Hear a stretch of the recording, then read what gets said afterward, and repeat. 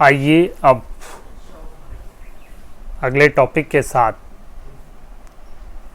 चुंबकीय द्विध्रुव की स्थितिज ऊर्जा, potential energy of a dipole. देखिए, जब हम किसी भी चुंबकीय द्विध्रुव को, जैसे कि मैं पहले ही आपको बता चुका हूँ, चुंबकीय द्विध्रुव, दंड चुंबक, धारावाही लूप, पर्णलिका, धारावाही लूप भी विभिन्न प्रकार के हो सकते हैं। वो वृत्ताकार हो सकते हैं, वो आयताकार कुंडली के रूप में हो सकते हैं, या किसी भी शेप का हो। ये सब क्या होते हैं? चुंबकीय द्विध्रुव होते हैं। और जब हम इनको किसी चुंबकीय क्षेत्र में कुछ कोण पर रखते हैं तो हमें उसको उसी कोण पर बनाए रखने के लिए कुछ एक्स्ट्रा कार्य करना पड़ता है। और क्योंकि देखिए, चुंबकीय द्विध्रुव पर जब वो किसी भी कोण पर रखा हुआ होता है, उस पर एक बल युग्म लगता है। और इस बल युग्म की क्या टेंडेंसी होती है, क्या प्रवृत्ति होती है कि वो उसको घुमा करके चुंबकीय क्षेत्र की दिशा में संरेखित करने का प्रयास करता है। तो ये बल युग्म उस पर स्वयं लगता है। ठीक है, तो कहने का मतलब ये है कि उसको कुछ कोण पर बनाए रखने के लिए हमें एक्स्ट्रा कार्य करना पड़ता है, और ये कार्य उसमें स्थितिज ऊर्जा के रूप में संचित हो जाता है। ठीक हो गया? क्लियर होगी बात? अच्छा, अब ये स्थितिज ऊर्जा हम कैसे निकालते हैं? किसी भी दंड चुंबक को चुंबकीय क्षेत्र में हमने थीटा कोण पे रखा हुआ है, तो उसकी स्थितिज ऊर्जा कैसे निकालते हैं? तो आइए इसको जानते हैं। इसके लिए देखिए, हम जानते हैं, अभी हमने पीछे आपको बताया कि जब किसी दंड चुंबक को चुंबकीय क्षेत्र, एक समान चुंबकीय क्षेत्र बी में थीटा कोण बनाते हुए रखते हैं। ठीक है बेटा, थीटा कोण बनाते हुए उसको रखते हैं। आपने पीछे देख लिया, पीछे मैंने एक बार फिर से आपको ले जा रहा हूँ पीछे। ये यहाँ पर मैंने आपको बताया था कि भाई, जब कोई चुंबकीय क्षेत्र में कोई धारावाही लूप रखा होता है तो उस पर लगने वाला बल युग्म का जो आघूर्ण होता है, tau is equal to M B sine theta होता है। ठीक है, तो एम यहाँ पर क्या है? चुंबकीय द्विध्रुव आघूर्ण है। बी चुंबकीय क्षेत्र की तीव्रता है, और थीटा वो किस कोण पे रखा हुआ है। ये चित्र जो है सबके लिए एक ही है। ये थीटा कोण बनाते हुए हमने इसको रखा हुआ है। ठीक हो गया? तो इस पर बल युग्म का जो आघूर्ण लगता है वो हो गया tau is equal to M B sine theta. Clear? तो ये हमने आपको पहले बता दिया था। अच्छा, अब जो है हम इसके हम ये जानना चाह रहे हैं कि कैसे जो है हम इसका स्थितिज ऊर्जा निकालें कि थीटा कोण बनाते हैं। अब सपोज हम ये मान लिए कि भाई इस चुंबकीय द्विध्रुव को हम चुंबकीय क्षेत्र में छोटा सा कोण विस्थापित करते हैं स्टार्ट में। ठीक है, छोटा सा डी थीटा कोण हमने इसको विस्थापित किया। तो इस पर जो छोटा सा कार्य हुआ, डी थीटा कोण घुमाने में जो कार्य हुआ, उसको हम यहाँ पर क्या करें? D W is equal to बल गुणागे विस्थापन। तो यहाँ पर बल जो है वो बल युग्म के रूप में, ठीक है, कपल के रूप में है। तो बल युग्म या टर्क के रूप में है, यूं भी कह सकते हैं, टॉर्क, बल युग्म का आघूर्ण। तो टॉ इंटू डी थीटा। विस्थापन क्या है? कोण है, विस्थापन है डी थीटा।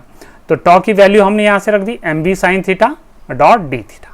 ठीक, इसको आगे बढ़ाते हैं। देखिए, अब अगर हम क्या करें कि भाई, अगर हम इस द्विध्रुव को जो हमने चुंबकीय क्षेत्र में थीटा कोण पे रखा हुआ है और उसको अभी अभी डी थीटा कोण उसको विस्थापित किया था, घुमाया था, अगर हम ये माने सपोज कि भाई हम शुरू में उसका जो कोण था क्षेत्र की दिशा से थीटा कोण था, और अब उसका जो कोण हो गया है वो थीटा 2 हो गया, तो टोटल बल युग्म का जो आघूर्ण होगा उसके कारण जो किया गया कार्य है थीटा 1 कोण से लेकर के थीटा 2 कोण तक हमने जो उसको घुमाया, तो वो क्या हो जाएगा? इन सबको हम क्या करेंगे बेटा? यहाँ पर इन सबको हम क्या करेंगे?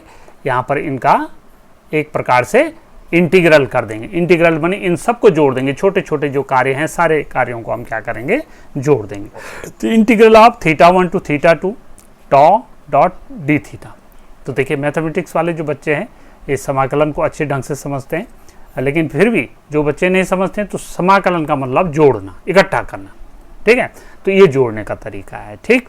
अब हम क्या करेंगे अगली स्टेप में, टॉ की वैल्यू रख देंगे यहाँ पर, एम बी साइन थीटा और डी थीटा अपनी जगह आ जाएगा, ठीक है ना, डी थीटा अपनी जगह पर है, ठीक है। अच्छा, फिर जो है फिर क्या हो जाएगा, देखिए आगे टॉ इज इक्वल टू क्या हो जाएगा, sorry W is equal to क्या हो जाना है, वो हो जाएगा हमारा, देखिए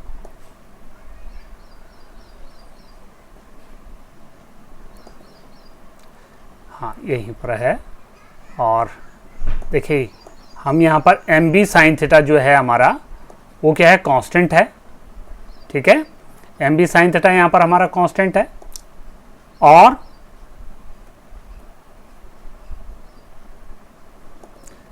एम बी साइन थीटा यहाँ पर कांस्टेंट है, सॉरी एम बी यहाँ पर कांस्टेंट है, एम बी बाहर आ जाएगा, तो integral of theta 1 to theta 2 is equal to, ये हमारा क्या हो जाएगा आगे, ये हो जाएगा, sorry for interruption, M B देखिए कांस्टेंट हो गया, ये बाहर आ गया, theta 1 to theta 2 sine theta D theta. तो देखिए साइन थीटा का जो इंटीग्रल होता है वो क्या होता है, वो माइनस कॉस थीटा होता है ना। तो यहाँ पर लिमिट लगा देंगे theta 2 theta 2, theta 1 to theta 2 minus cos theta. फिर इसको जो है अगर आगे हम सॉल्व करें तो ये हमारा क्या हो जाएगा, u is equal to upper limit में से लोअर लिमिट घटा देंगे, तो u is equal to M B cos theta 1 minus theta 2, ये हमारा फाइनल आंसर हो जाएगा।